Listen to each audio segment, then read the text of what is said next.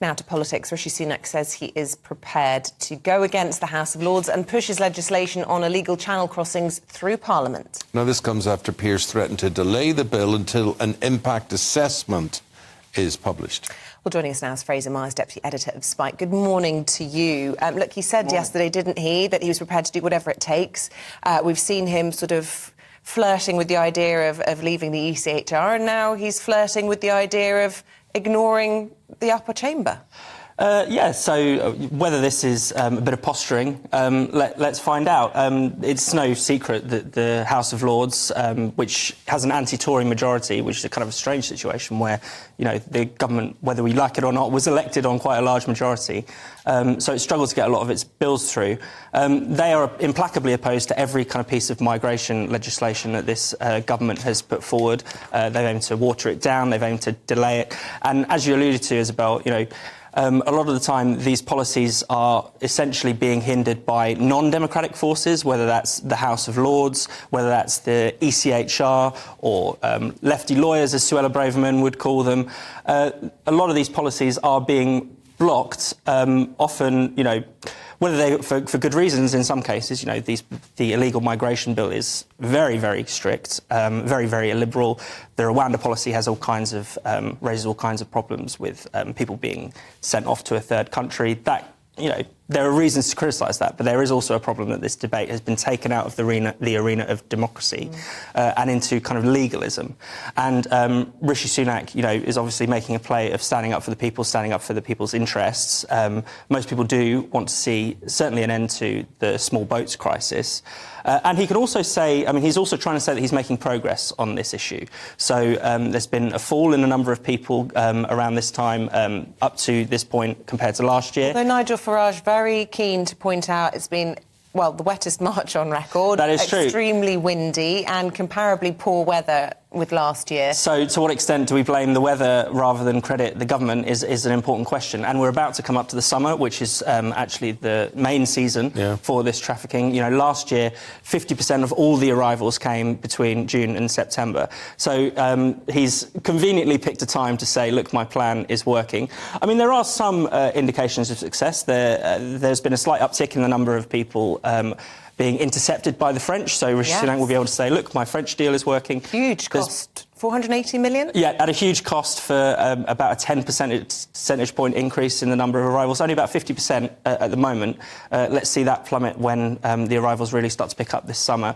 There's also been a drop in the number of Albanians coming over again, so Rishi Sunak will be able to say, look at my deal I've done with the Albanians. They're now being fast-tracked for deportation if they're caught.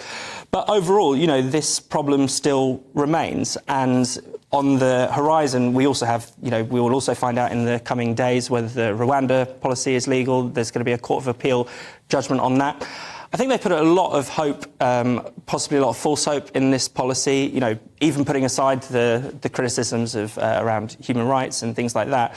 There's not necessarily an indication that it will work. I mean, we've seen similar schemes tried in Australia. That had to be scrapped in 2017. A, because it wasn't working, but B, because the camps were badly run. Here's the question: people listening and watching are sitting thinking, are you for us or are you against us?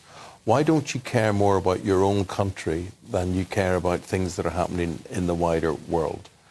And that is the message, I suppose, Sunak's putting out. He's saying, look, I'm trying to do this thing, but all these people who are objecting, be it the House of Lords, be it lefty lawyers, be it whoever, seem to put, rightly or wrongly, the needs of the rest of the world ahead of the needs of their own local authorities and what they can pay and what they can afford and what the country can afford as well. So, is Rishi Sunak relying on that, if you're not for me, you're against me attitude? Well, yeah, I think that's the framing that he thinks could claw him back some support. You know, the government is a little bit exhausted. It's behind in the polls. Even in terms of migration, if you look at the polling, actually the public trusts Labour more by 10 percentage points, which is an extraordinary state of affairs, considering they've said very little on these issues.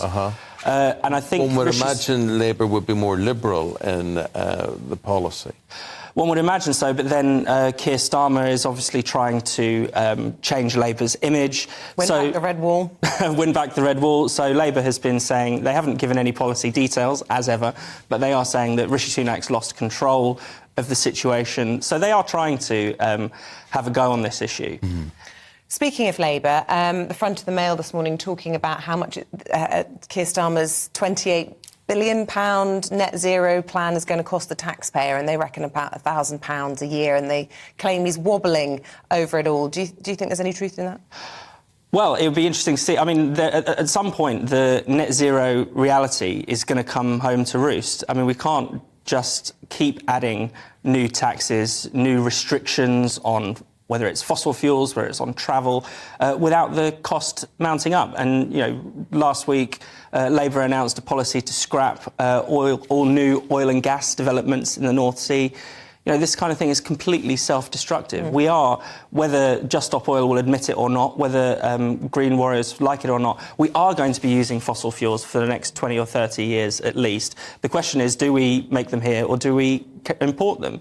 There's not a chance in hell that we're going to suddenly turn towards renewables or even to nuclear energy overnight. So we have to be a bit more realistic about what is possible. We have to also stop turning to policies that are essentially turning against the public, restricting what people can do, what people can eat, where people can travel, things like that. Everything around net zero at the moment is sort of geared towards essentially restricting people's freedoms, restricting people's ability to consume. And so people are going to revolt eventually. When the penny drops and when people realise how much money is being spent, how much money they are being drained for these policies, then people are going to get very angry. At the moment, that's slightly hidden. I do have to just ask you one more question. No, please ask one more question. Please do. Just please, I have to ask. Okay. Great. She's been given the all clear. Well, good for her. Yeah, I mean, it was a bit. Good for her. You know, she deserves a life after politics.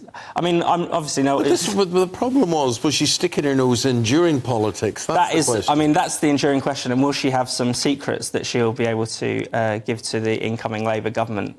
We shall see. But it's a game changer, isn't it, for Keir Starmer? I mean, he really wanted her, and she'll now be able to join him in the autumn after 6 months gardening leave, which will mean ahead of the could it work against him? Could it work against him? The people saying, look, that's corruption for you at Westminster. Well, she's been cleared by the impression that people are going to be thinking. I also think that people are overrating Sue Gray. There's something a little bit...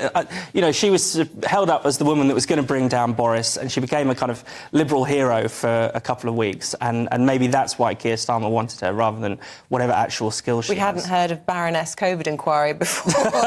She's superseded. Yeah, she'll be next in Keir Starmer's cabinet. Thank you very much. Fraser, thank you very much indeed.